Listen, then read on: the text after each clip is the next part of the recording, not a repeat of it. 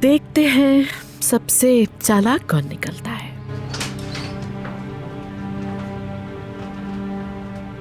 ईशा,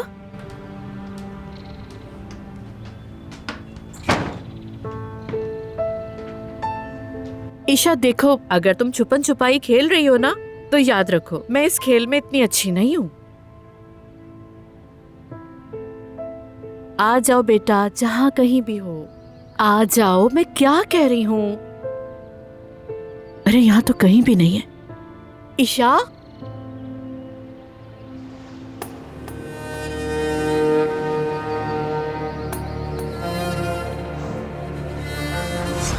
मुझे आपके साथ घर जाना है बाबा।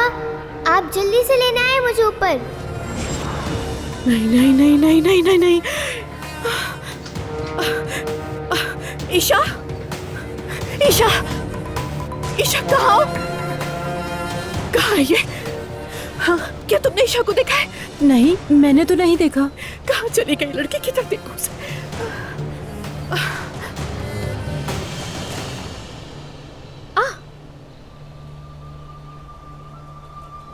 अल्लाह गारत करे, इंतहा हो गई।